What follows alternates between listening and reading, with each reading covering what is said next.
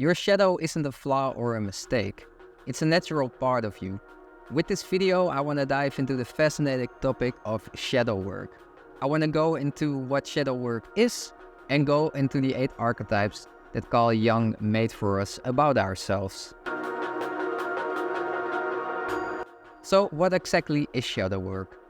Well, in simple terms, shadow work involves exploring the unconscious aspects of yourself, like repressed emotions, fears and desires, and to understand those to achieve personal growth.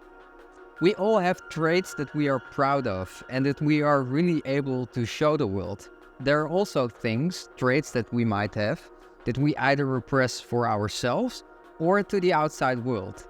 These hidden parts make up your shadow self, and it's important to understand that your shadow longs to be heard and that you understand it. Let's go to Carl Jung. The concept of shadow work has deep roots in psychology.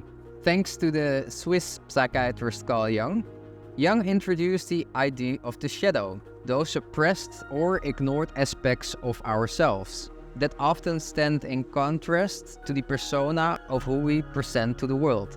Jung believed that shadow work facilitates the confrontation and integration of those repressed facets, working on personal growth and a more holistic understanding of yourself. Hey, if you find this video helpful, could you help my shadow to get more likes and subscribe to the channel? That would help me out a great deal. Thank you. So to fully understand what your inner shadow is, Jung created 8 archetypes, and let's go through them. So the first archetype is the self, and the self represents the central part of your personality, sort of what you're conscious aware of and striving for balance and harmony within your psyche. It's basically the part that combines all your traits together and that works into your personality. But this also includes your shadow. However, this is also something that might change over time. If I talk from my own experience, yes, here in Berlin I was experimenting with relationships and sex when I was going out and when I was going to the club. And at first I thought that this was what I was comfortable with. However, later on I noticed that it wasn't actually what I wanted, or that it was close to the values that I possessed. I was, for example, also in an open relationship. And somehow during that period of time, I was already feeling that it wasn't feeling natural. It wasn't feeling as something real. And only later on, when I took some time to really look back on it, I noticed that that's just simply not who I am. So yourself is something that you build up from experiences that you build up over time. And that is also something that can move around a little bit. So then you have the shadow. So your shadow consists of darker, repressed and often unconscious aspects of your personality that you might perceive as negative or undesirable. These include fears, insecurities and instincts that you hide from yourself and others. Berlin really helped myself in this. I will give you 2 examples here. The first one is, for example, making things for myself. When I was studying, I was really good at presenting. I was really good at the course itself, but that was all structured. But what I often notice is the fact that I would like to work for myself. I don't necessarily like it to work in a big company. But to do so, I also need to have the confidence to do so. And what I often notice is that when I started to work on things for myself, and even this YouTube channel, the first month would be fine. And then after the second month or something, I started to get anxious. And at first I really pinpointed it, well, I have an anxiety disorder, so that's my issue there. However, later on I noticed that it has also to do with how I looked at myself. I disappointed myself quite often, and then I got mad at myself. And now I'm at a point in where I'm working through that. Yes, I still have moments that I get sort of like an anxiety feeling towards the stuff that I'm making. But then I try to sort of see, okay, is it because of the, for example, content that I'm making? Is it aligned with who I am? Or is it the fact that I'm self-destructive, looking at myself that I am, for example, not good enough? The second part here was also in how I looked at myself. But I looked at myself as not a pretty or a good-looking guy. And once I started to go out here in Berlin and I started to wear my harness, at first that was quite confronting. But the reaction that I got from other people was like, I look good, and I started to comfort myself more and more. So now we go into the anima. And the anima is the feminine aspects present in the psyche. It embodies your emotions, empathy, and creativity, encouraging the integration of these traits for balance. I am quite in touch with my feminine side in how I am emotionally, in how I communicate with people.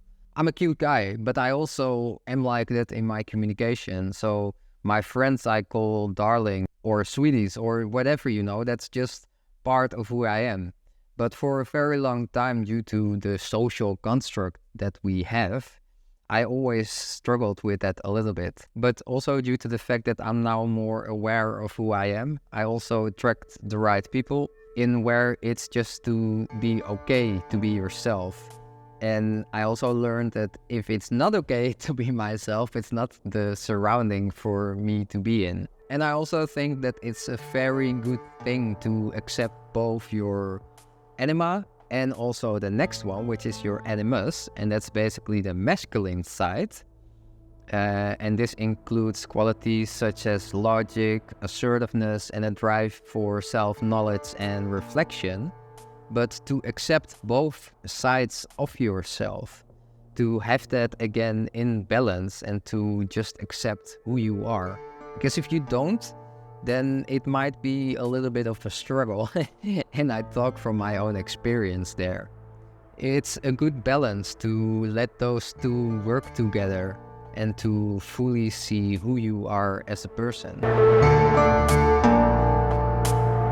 Then we go to the persona, and the persona is the social mask that you wear to navigate through the world, representing the identity that you project to others while protecting yourself. So in my 20s, I was running away, but I also showed myself off as a confident guy. However, often if I would be longer friends with people, I noticed that they would give me love or friendship and etc. And then I just got scared, and then my confidence would just crumble away, and not necessarily in a good way, because I would just keep on running away, even for like good relationships or good friendships. The more that you get to know yourself, the less that you have to work from a certain kind of persona. And the hero is the aspect of your psyche that aspires to overcome certain challenges. It embodies courage and perseverance. So, for example, there are certain situations in your life where you just have to step up, although things hurt. And for example, in a personal crisis, let's say that someone passes away. For example, when my dad passed away, I sort of put my feelings really aside for the first week to just make sure that I could be there for my family, and that I was even able to just give a speech in front of 1,200 people about my dad. Also here, it's important to understand that when you are doing this, because you will always have to sort of compensate this later on with energy, at least that's my experience. It might also be that the longer it takes for yourself to really comprehend for the time what you are doing, or to process the feelings or the emotions that you have to a certain situation. So also here, it's about balance. The wise old man represents the inner wisdom and knowledge that guides you through decisions and provide insight into complex situations. So yes, I have gray hair and I find myself sometimes a wise old man. There is a book that I read on short and long-term decisions. So what this means is that sometimes you have to take a step backwards, or just to let things sit for a little while. If I have to make an important decision, then I try to make an overview of all the possible decisions that I make. What is the best short term, and definitely also what is the best long term. And the wise old man can really guide you here.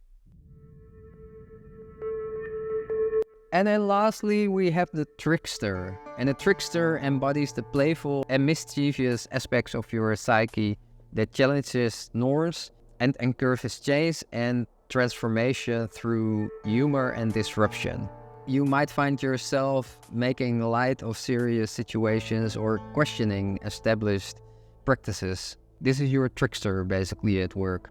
And I have quite a funny example of this. When the funeral was of my dad, since my dad was a deacon, all the choirs from the region.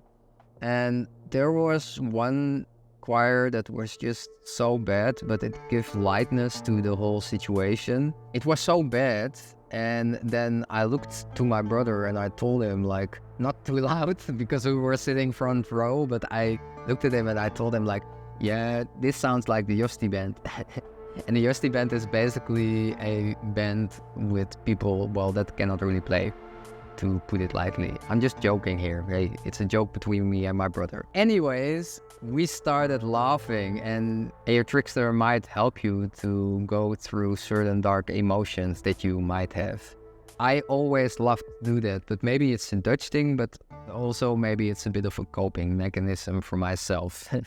I can see both things be true. Like the fact that even in the most shitty situation that you are able to sometimes make fun of yourself or to make fun of the situation. That's really helpful. So Jung describes the shadow archetype as the dark and emotional side of your personality or psyche. He also defined it as inferior or immoral, but this isn't always the case. So within shadow work, the most important thing to do is to look at the things that hold you back in a certain way. And to give you a short example, but I want to spend another video really on this, because this is just part one. To look at your self-destructive behavior is to understand in what part of your shadow is holding you back to achieve a certain thing. And ignoring or rejecting your shadow side can have definitely negative downsides to your well-being or to who you are as a person. So I hope this explains the archetypes of who you are and how it is described by Carl Jung. This is part one of a 3-part series. The next video will be next week, and I hope you got some information and some insight from it. And then there is nothing else to say than big hug, much love, and then I see you in the next one. Ciao, ciao.